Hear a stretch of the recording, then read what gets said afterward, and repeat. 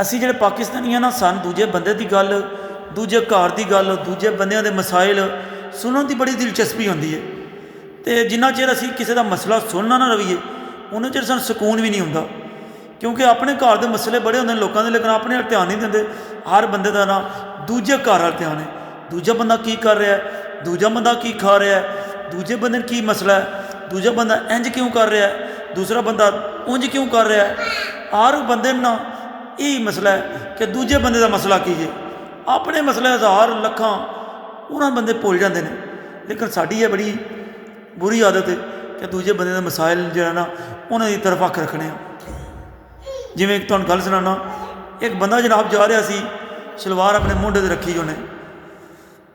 ਉਹ ਇੱਕ ਰਸਤੇ ਬੰਦਾ ਦੂਜਾ ਮਿਲਦਾ ਹੁੰਦਾ, ਭਾਈ ਸਲਵਾਰ ਮੋਢੇ 'ਤੇ ਕਿਉਂ ਰੱਖੀ ਆ, ਖੈਰ ਉਹ ਆਂਦਾ ਮੈਂ ਨਹੀਂ ਕਿਸੇ ਨੂੰ ਦੱਸ ਸਕਦਾ। ਉਹਦਾ 10 ਮਿੰਟ ਮੈਂ ਤੇਰੇ ਕੋਲ ਮਸਲਾ ਪੁੱਛ ਕੇ ਰਹਿਣਾ, ਕੀ ਵਜ੍ਹਾ, ਕਿਉਂ ਸਲਵਾਰ ਮੋਢੇ ਰੱਖੀ ਆ।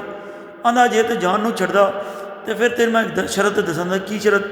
ਆਂਦਾ 1000 ਰੁਪਈਆ ਕੱਢ, ਮੈਂ ਤੈਨੂੰ ਫਿਰ ਦੱਸਣਾ।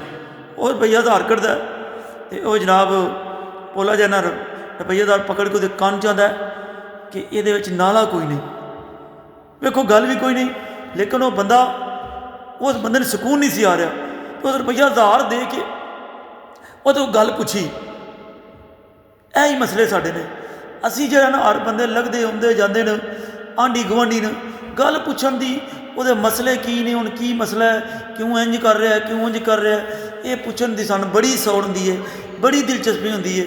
ਸਾਨੂੰ ਉਹਨਾਂ ਚਿਰ ਸਕੂਨ ਹੀ ਨਹੀਂ ਹੁੰਦਾ ਜਿੰਨਾ ਚਿਰ ਅਸੀਂ ਉਹਦਾ ਮਸਲਾ, ਉਹਦੀ ਗੱਲ ਨਾ ਸੁਣੀਏ।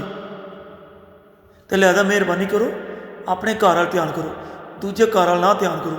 ਸਾਡੇ ਮਾਸ਼ਰੇ ਦੇ ਮਸਾਇਲ ਹੀ ਜ਼ਿਆਦਾ ਤਾਂ ਵੱਧ ਰਹੇ ਨੇ ਕਿਉਂਕਿ ਅਸੀਂ ਦੂਜੇ ਮਸਲੇ, ਬੰਦੇ ਦੇ ਮਸਲੇ ਸੁਣਨੇ ਹਾਂ।